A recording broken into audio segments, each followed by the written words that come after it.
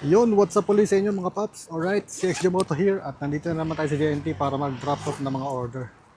So, yun.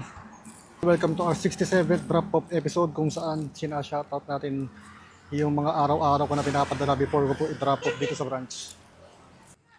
Konti lang naman to, start na natin. So, first sa ating mga ipapadala today. So ito, new customer to, Yuma FI Mechanic. Yan. So ang pinagawa niya ay glossy na holographic sticker. Yan. So shoutout sa Pops, thanks po sa order. Next, holographic sticker ulit, repeat customer naman. Ito naman, Wario 160 Riders Club Inc. Yan. So repeat customer to. Shoutout sa Pops, thanks po sa order. Next, new customer naman tayo, Kuya MJ. Jason Beleza. So, hindi ko lang kung ano yung vlog niya eh. So, ito Kuya MJ, shoutout sa Pops, thanks po sa order. Next, repeat customer ulit tayo, Boss LJ Shoe CLXN. So, cleaning siguro to, shoe cleaning. So, shoutout sa Pops, thanks po ulit sa order.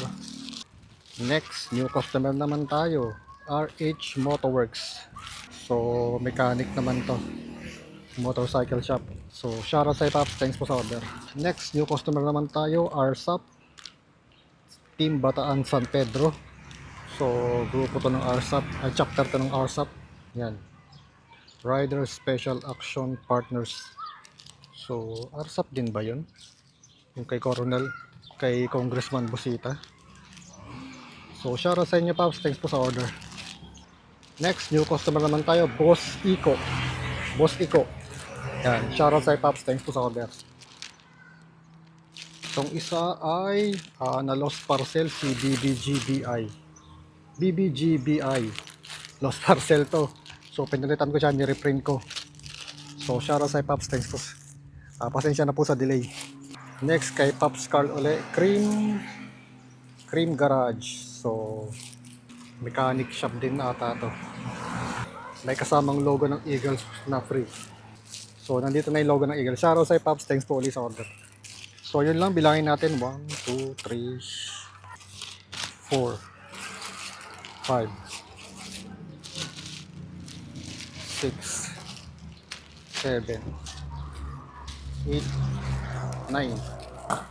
So, yun. 9 orders for today. So, di naman ganun karami yung mga orders ngayong araw. Halos same lang din ang kahapon. Yun guys, as usual, kung interesado pa kayo magpagawa ng sticker nyo, message lang kayo sa page at gagawa natin ng, send nyo lang po yung logo nyo para magawa natin ng sample print.